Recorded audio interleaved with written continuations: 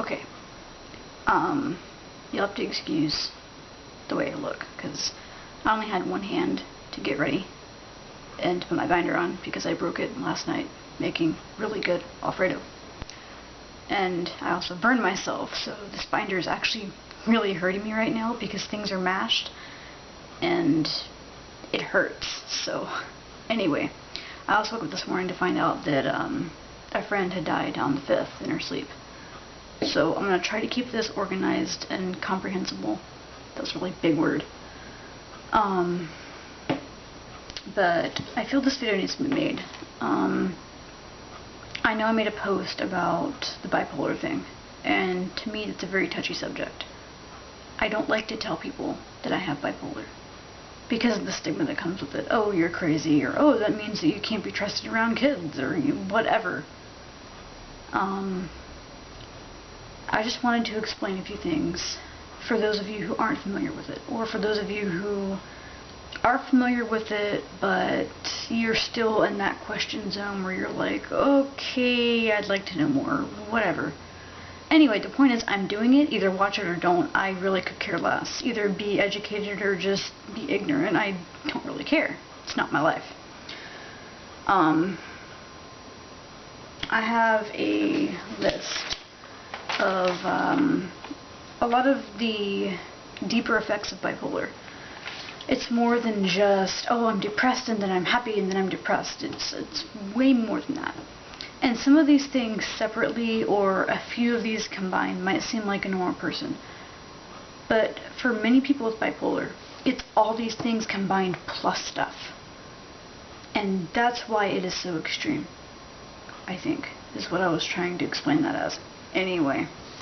The first is irritability. My girlfriend Anais can tell you that I can be one irritable, grouchy SOB.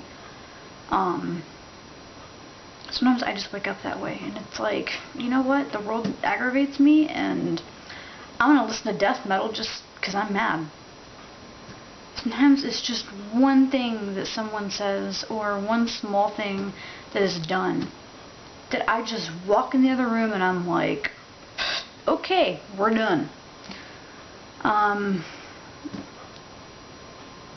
It's just part of it.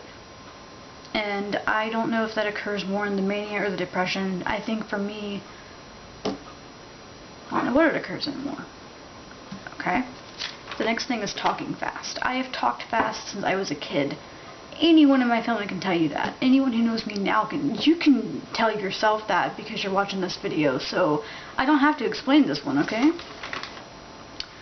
Jumping from one idea to another. That's why I love to make lists, okay?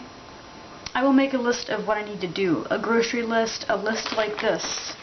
That's a few months old actually, so it's kind of messy and covered with water and some stain that looks like sauce. Anyway, I like lists. They help. And a lot of times I ramble and I don't make much sense because I talk about one thing and then skip to the next and I'm back at the first one, then I make up some imaginary 10th topic to talk about, and it gets confusing. It's kind of exhausting actually. Easily distracted. Like right now I have my Facebook up because my girlfriend's messaging me. And about a post thing that I guess Facebook is having a hiccup or something.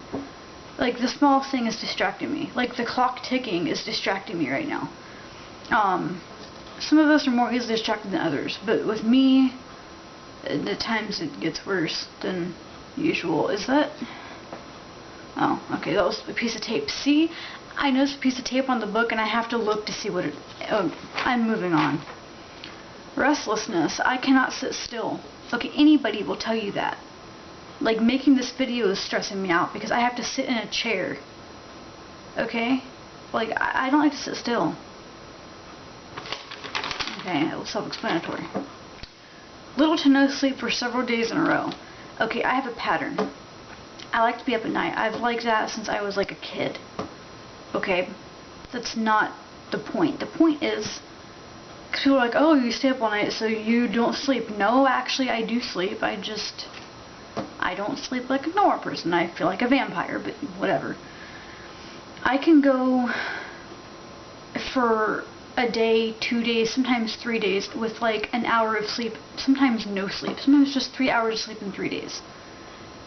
And other times I will sleep for 12 hours and I'm still like, you know what, screw the world, I'm going back to bed. And sometimes I can sleep normally for 8 hours. That goes with the depression cycle, normal cycle, and then your mania cycle. For me, I don't know which cycle is which sleeping cycle because I don't pay attention. I know I should. But with me, my moods change so quickly. I mean, God, last Saturday I was on the verge of being suicidal, and then by Monday I was like, oh, life is good, life is wonderful. And then today I woke up and I'm like, okay, you're dead, my finger's cut, I burnt myself. F the world. Okay. Back on track, by the way. Oh, and when you are up for like a day or two and you don't feel tired, that's another thing. It's like, I've been up for 2 days, I'm not even tired. It's like, okay, are you smoking meth or what? I don't know what drugs make you stay up. Whatever drug makes you stay up for days or hours or weeks or whatever. Behaving impulsively. Oh, that's a good one. This can be anywhere from, oh, I'm gonna go and spend my paycheck at the mall because I'm feeling good today. Or it can be, oh, I'm gonna go start a new project. Okay, I have a big heart. I very rarely compliment myself, but I will tell you, I have a big heart. I will advocate for animals, for the elderly, for our troops, for little kids dying of cancer. If it's a cause, I will be happy to advocate for it. No big deal. I mean, I think of a lot of good ideas. I'm a creative person, and when I'm in the mania part, I have energy to last a freaking army. Okay, what was the behaving impulsively? Okay. And I know that a lot of things I do are impulsive. I've moved around different state to state because I had an impulse. Okay, I've done a lot of stupid crap. And it's not just, oh, I'm going to impulsively buy this pair of shoes because it's on sale for $5. No. It's like major impulsive bleep crap that you think any normal person would not do that. Like, what is your problem? Moving on. High-risk behaviors. Okay, I used to pop and snort pills and then wash it down with alcohol. That also goes with the addiction part. And that can also be, you know, the sex thing. My first time being with somebody, it was on an impulse. I was just like, okay, it's a free chance to go party, cool. In my right mind, I never would have done that. Because first of all, it was a guy. Which, I mean, there's some hot guys out there. Anyway, the point is, it's not just sex, it's, you know, doing dangerous stuff like racing your car down the road. And it's not an impulsive thing, it's a behavior that repeats itself. Okay, that's the difference in impulse and high-risk behavior. Behavior repeats itself. An impulse is, oh, I'm gonna go do this, and then it stops. It does eventually come back, but it's not a progressive, ongoing thing. Okay, problems concentrating, remembering, and making decisions. Okay, Anais can tell you, when it comes to a decision, I'm the worst person to ask. We'll go to a restaurant, and I will look at the menu, and I cannot decide what I want. We went to a barbecue place. I could barely make a decision. Okay? And even the album showed I clearly enjoyed the food, but it took me forever to make a choice. We went to San Diego, we actually went to Hillcrest. And that has nothing to do with decisions. I'll mention that later. I'll make a note of that.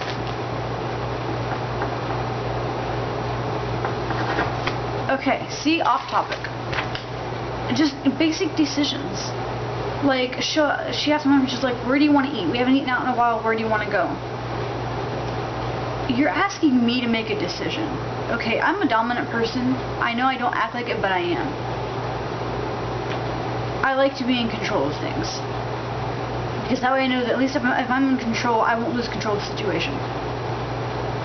Asking me to make a decision is like asking a blind person who's paralyzed from the neck down to, hey, can you, like, throw this grenade? So yeah, sometimes I can't make a decision. Or, you know, a simple thing such as just simple crap. I can't even think of examples right now because it just happens all the time.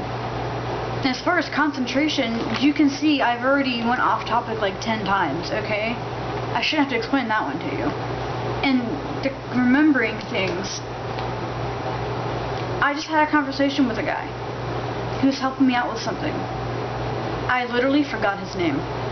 I was like, which of these recent conversations was with him? And then I remembered his name.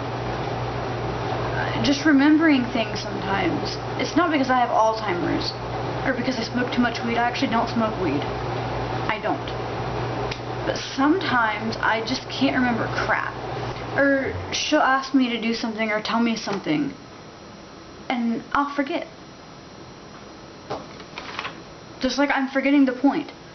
Okay, overthinking. I overthink everything, pretty much. Okay? I will overthink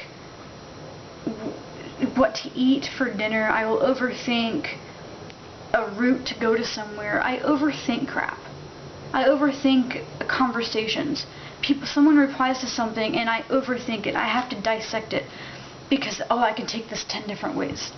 Or I'll talk to somebody face to face, person to person. Anyway. And it's like, okay, I'll go back later and be like, okay, what could that really have meant?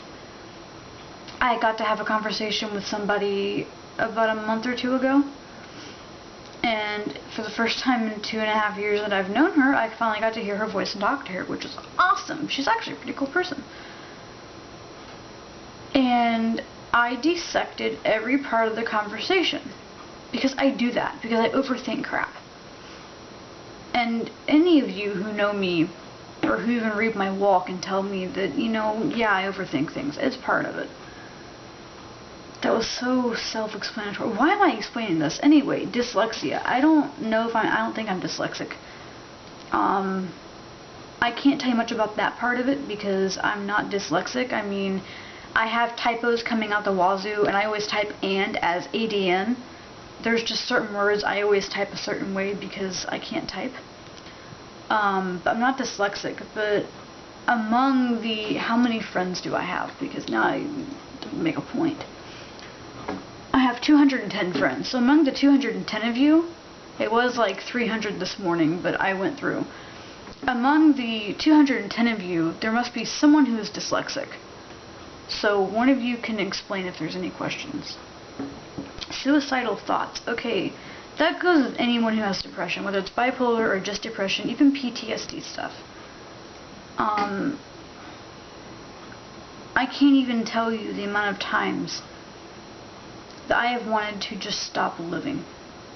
Like this past Saturday, I don't even know what it was. It was just something inside of me was like, you know, this world is cold and you shouldn't be here anymore. And it wasn't that I wanted to kill myself. It was the fact that if I wake up tomorrow, I wake up. If not, oh well. And the trans man who was euthanized back in Russia, I think it was, I was jealous of him. I was jealous. I said, why couldn't that be me? Why can't that be me? Why him? When, you know, when I sit here and I'm so depressed for, I don't even know why. I mean, yeah, I'm stressed out about a few things depress me, but to get to the point where I don't want to live anymore. When I sit here like that, I used to cry when I got to that point. And I've noticed that lately, I cannot cry. My eyes hurt like they want to. And I have the hiccups, I'm sorry. But I cannot cry. It's almost like I feel nothing. It's like I know I'm depressed, and I know I'm tired of living, but I don't feel anything. And I actually scared myself Saturday night because I wrote a few things. Something about how all I see is the darkness, all I hear are the screams of the demons that chase me or something. I don't know. But I actually scared myself. Because I realized that The bipolar part is getting worse, yes. But the depression part is getting a lot worse. Luckily on the 23rd I have an appointment with the therapist that my pastor helped set up. And hopefully I can get on meds, but the point is that it begins with, oh, I want to kill myself and here's why. And eventually you end up going, you know, I can't cry, I can't feel anything, and I don't want to live. And that's almost as low as it can get. Anyway, enough about the depressing stuff. I'm sorry if I scared any of you. I hope no one's crying. And Dad, if you're watching this, I'm fine, as you can see. Substance abuse. I touched on that earlier. That, I think, there's many reasons why people use alcohol and or drugs to cope. I also use cigarettes as well. Also the self-harm thing. Whether you're self-harming, whether you have an eating disorder, or whether you are addicted to something, it's all a coping mechanism. Not a good one, not a healthy one, but it might be the only way you know how to cope. And my heart is sad for you. Not that I pity you, but that I know where you come from. But I also know, here's the good part, I also know that you're loved and you're cared for, and that you don't have to be stuck in that pit of addiction. Plain and simple. There's places to get help, and if worse comes to worse, my inbox is always open to anybody. I'll even give you my email. Just saying. Okay. We tend to be more creative. I've been creative since I was a kid. I'm always making music videos of crap. Or thinking of creative projects. God, the projects I want to start. Writing novels. I'm a creative person. What can I say? It's actually a good thing. That's one of the few things I actually like about myself. So for those of you who say, oh my God, you hate yourself. Yeah, I do hate myself, and I truly believe I am unworthy of life. And I believe I am unworthy of love, whether it be me loving myself, my partner loving me, or God loving me, or anyone else loving me for that matter. Yes, I do believe those things. But I can still believe them and still be a kind-hearted and creative person. Yeah, it just freaked a few of you out because you're probably thinking, okay, so you don't think you're worthy to live or worthy of love, but yeah, just go with me, okay? I'm a weird person. You should know this by now. Shouldn't be a surprise. Okay, bonds best with animals. I've had a dog since I can remember. I spent my life rescuing strays, actually. I had a lot of dogs growing up, but I think the first one I could bond with and not grow up and forget from being so little was Sunshine. And many of you know about Sunshine. Sunshine... My mom rescued her from a bank parking lot in late June 2003, or 2005, sorry. There's pictures of her on my Facebook, by the way, if you want to know what she looks like. She's a black Cocker Spaniel. And she was and always will be the sunshine of my life. And the bond I had with her, she would lick my tears away. Even before I started crying, she would just start licking my face. Even when I wasn't showing physically that I was down, she could tell. We just had this bond that made me wonder sometimes if she wasn't really half human. She would wake me up for school, no alarm clock needed. Most nights she fell asleep in my arms while I was saying, "You are my sunshine" to her. And she knew when I was going to go home from school.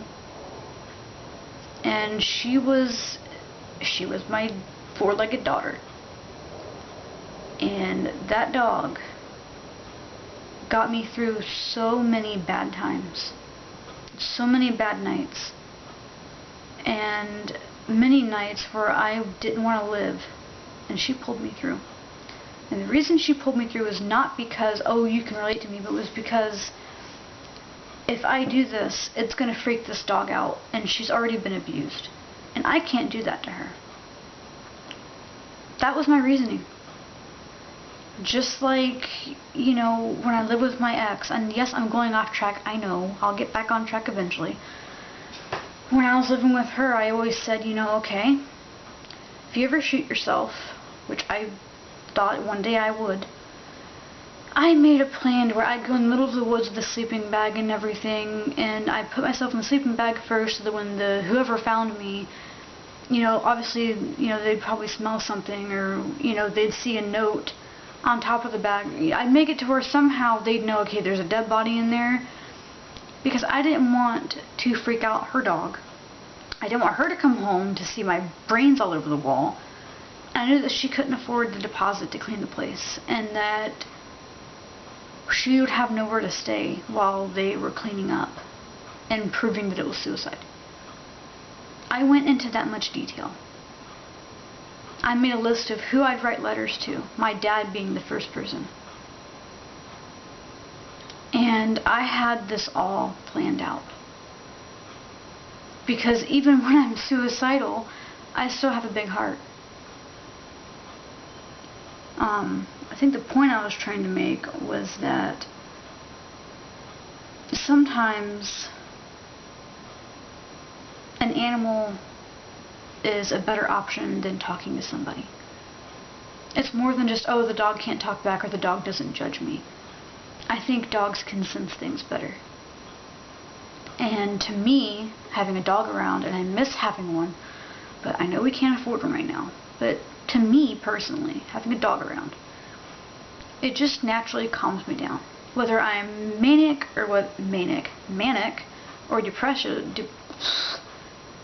depressive, whatever, either way, it helps to stabilize things. It doesn't work completely, just like medicine doesn't work completely, but it helps, and it's a big difference. It goes with the whole, you know, I can make new friends, you know, whatever, but I have a hard time maintaining that friendship.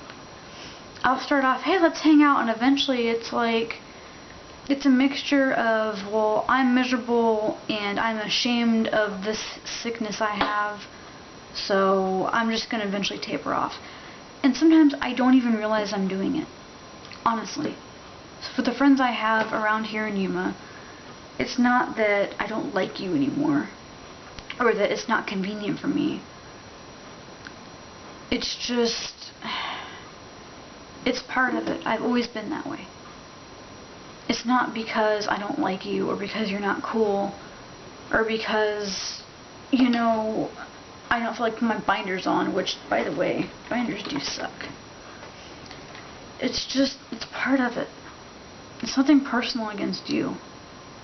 I still value you as a friend. I still care about your well-being, but sometimes it's just hard to maintain relationships.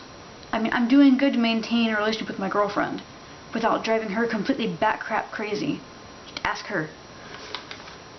Okay, we need to get on with this. Social anxieties. Okay, I don't do large crowds. We went to San Diego, actually in Hillcrest, where there's rainbow flags everywhere. There's even a gay shop, and some of the guys in there, I'm gonna tell you, woof. Anyway, sorry, honey.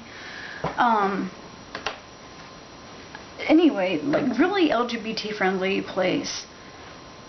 And we went to a Whole Foods store, and there are so many people crammed inside this tiny freaking place. Well, actually, it's a huge place. Well, people may feel smaller. I almost had a panic attack. I told her, I said, like, we need to go now. And it wasn't because my binder was making me all sweaty and crap. I'm used to that. I physically felt like I couldn't breathe because there were so many people so close together. I couldn't do it. I couldn't handle it. I couldn't process it. And I about lost my crap. Because of people. It's beyond me. So yeah, social anxieties. Guess what? If it involves a large, like, I'm fixing to hopefully be Yuma's first drag queen, I've got to cope with the fact that hundreds of people show up for this thing, I have stage fright, and I can't dance because I'm white. Okay, I'm a white cracker. I don't dance. And there's going to be people. Okay, the first P5, every time I go to P5, I'm thinking, if one more person comes, it's going to be one person too many. Like, I don't do large crowds. And now our church is getting bigger because the snowbirds came back. And our church is getting bigger, so I'm just like, I'm staying home. Anyway, yeah, social anxieties. Panic attacks. Those are fun. It's especially fun when your face starts going numb and your hands go numb. So it looks like you're a dead body because you can't move. And you're hyperventilating and you actually are scared, so you start crying. But yet you can't even blink. And it looks like you're a dead body with tears going down your face, with your mouth all open like, ugh. Anyway, yeah, those are always fun. And that's usually when the racing thoughts happen, and usually when I like to cut myself or ponder my own suicide. Yeah. Associated with ADHD, I don't know if I'm ADHD or not. I mean, I'm barely handling the bipolar diagnosis, okay? Let's not add anything else to it right now. A lot of people who are bipolar have ADHD of some kind, of some intensity. Again, among the 210 of you, someone will know more about this than I do. A lot of people also who are bipolar and or transgender are also on the autism spectrum. Again, something else I don't know about, but you know. We're often better with writing than talking. Oh my god, I cannot tell you the amount of times I've told someone, hey, I'm going to cut this conversation short, I'm going to write you a letter. It makes me sound like the fruitiest banana head. Because sometimes it's easier for me to write. And not, I guess because I'm not in front of that person feeling pressured to say things a certain way. I don't even know why really, but sometimes it's just easier for me to write because I can explain things better and get them out better. Self-explanatory, moving on. Low energy. Yeah, when we're depressed, guess what? I sometimes don't want to get out of bed. I'll get out of bed long enough for her to go to work, and then she leaves, and it's like, okay, I'm back in the darkness in my own bed. And sometimes we just don't have energy. Plain and simple. Maybe, you know, we have spent so much mental energy that we just don't have any energy left, period. It's a mixture of different things. I'm going to go a little bit faster here because this is already probably like 20 minutes. I'm probably boring you half to death, and I can't sit still this long. I need to go do something. Loss of interest. That could, like for me, I noticed that people are like, oh, what do you do for fun? I don't know. Photoshop. I used to have interest in hobbies and stuff. And now it's like none of that. It's just like, okay, these are things I used to like to do, and I kind of like to do them still. Or sometimes, you know, it's just a loss of interest in general. And each person is different, so I can't really explain too much on that particular subject because each person is different. But I think that leads back to the depression.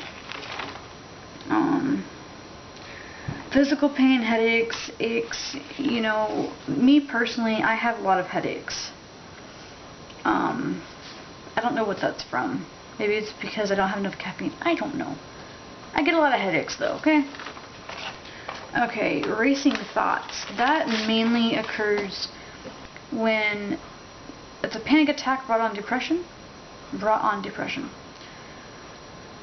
That mainly occurs when you have a panic attack that is brought on by depression. It can also happen when you're so manic,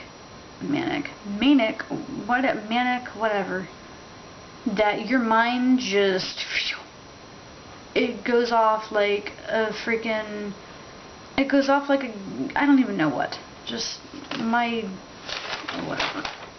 You get the picture. Socially withdrawn. Let's see, I've pretty much stopped going to church. I'm trying to get back into it. It's not because I hate the church or anything, it's just, again, social issues. Sleeping a lot.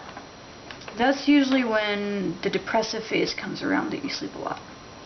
Obsessive compulsive disorder. Yes, that's another thing that's also attributed to bipolar. Again, something I don't have experience with. Inclined to bottle things up. Yeah. That's why that gradually I'm becoming more and more insane. Seriously, I'm not being sarcastic here. Thoughts often get into a traffic jam. Okay. Okay. From how it's been explained to me, what can I use as like a physical reference? Okay. Here is the lake that your thoughts are going to have to travel to. From one end of your brain to the next, or one end of whatever to the next. I don't know these scientific terms. I'm not freaking Einstein, okay? I'm doing the best I can. Here's the thought. Nautica Blue. It actually smells really good. I need more of that, by the way. Crap. Oh well. Oh, here's one thought. Your thoughts are supposed to go from one end to the next. Well, sometimes, let's say that you have, here's two more thoughts plus you have three thoughts, okay? Let's say one is trying to come this way, and you have another trying to come this way. Then you have one in there just randomly, okay? Eventually they're going to be like, look, only, you know, we need to pick a way to go, okay? Because this isn't working. Okay. That's what usually happens, is that you have so many thoughts that they literally jam up. And then you get frustrated and you want to bang your head against a wall and go, okay, go back on the right track, whatever. Easily frustrated. Yeah, that goes with the irritability. Constantly second-guessing yourself, which erodes confidence and adds to being insecure. It does. Let's just put it that way. Second-guessing yourself. I'll give you an example. Anytime I'm happy or sad or mad, I'm always second-guessing it. I'm always wondering, okay, am I overly happy, or am I feeling this emotion at all because I'm bipolar? I'm always guessing that. It's like, okay, do I have a legitimate reason to feel this way? So honestly, unless it's an obvious, like, okay, my friend died, yes, I am sad. I have a legitimate reason to be sad. But unless it's something obvious like that, I'm always second-guessing myself. I'm always second-guessing choices I make. I'm always second-guessing, you know, everything. And it's actually exhausting. And partially because of that, I have no self-esteem. Yeah. Fear of the illness winning. Okay, this might be self-explanatory, but some of you might be like, an illness can't win unless it's cancer. Actually, it can. Whether it's the depression eventually winning, causing you to shoot yourself or do whatever it is that you do, or whether it's the mania causing you to, you know, be locked up in a loony bin. Yes, bipolar can win if you let it. And that actually is a fear. You know, I don't want to be on medicine the rest of my life. I don't want to end up with a bullet through my skull. And especially before I get top surgery done. I mean, come on, for God's sake. And yes, that is a legitimate fear of the bipolar winning. A fear of consequences and or aftermath of behavior sparked by the bipolar. Whether it's cutting yourself or going on a shopping spree or whatever you do when you're depressive or manic. You know, there is that in the back of your mind, that fear of, okay, there's going to be consequences to this. But you can't stop yourself from doing those things. But whatever you do has a consequence. And you're always fearing those consequences because they're usually never good. And that too is a pain. And being held, you feel like you're held back. I feel held back. You know, I'm great with kids. I love kids. I want kids one day.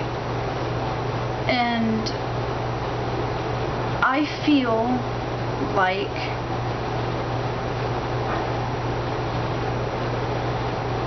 how do I put this in a way that's not going to offend anybody? Before I say this, okay, I don't want anyone's pity or their, their nursing comments or whatever. It's just how I feel. I feel like if I were to come to, let's say I have a friend who needs a babysitter, and they know I'm bipolar, and they know how, I know I have no filter sometimes, just look at my Facebook. I feel like because of the bipolar, I miss out on chances to babysit my soon to hopefully one day, maybe possibly be nephew. I'm not saying that my nephew's mom is like, oh, you're crazy, stay away. Hopefully that made sense, because I don't know how to explain it. And I feel held back because, there's things I want to do. I want to go hang out with my friends. I finally have guy friends I can hang out with, okay? And I don't do it. Partially because, of the whole I don't maintain friendships, and partly because, I don't want to ruin their good day. I mean, plus I'm broke, but even just, hanging out, it's like, okay, I don't want to make you feel down because I say something stupid and socially just just effed up, or because I'm depressed and I don't want you to feel depressed because I'm depressed. So yes, there's being held back career-wise. Psychology school? Yeah, okay. Let me get my own head screwed on straight first. I guess from what I've heard, bipolar worsens with age. Apparently it does. Emotions seem to be intensified more than they really are, or more than they should be. Sometimes, yes, I overreact. I get aggravated when I shouldn't, or I get more depressed than I should, or more worried than I should. It happens. And like I said, these things, separately or a small mixture, or a combination rather, of a few, is normal. But when you have all of these things, it's part of bipolar. Plans many projects, often bigger than the person can handle. If you know me, then you're probably laughing your rear end off by now, because that's totally me. I'm gonna cut this video, I'm gonna wrap it up, but basically, yeah, I have mood swings. Okay, I get depressed. I get to the point where I'm between being suicidal and not being suicidal.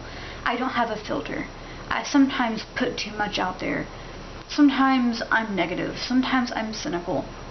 Sometimes my mood will change just like that, and the next day I am happier than a worm on a worm farm. Whatever.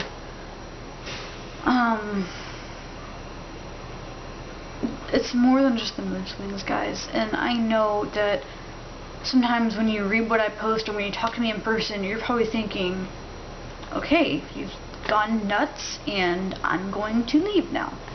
I don't blame you. But just keep in mind when, you talk to me or see me or, pass by my page or whatever, however you know me and however you interact with me, however I enter your world, just keep in mind that, some of the things I say and do, I can't help. I go back later and think, oh my god, David, you're stupid. Or, I can't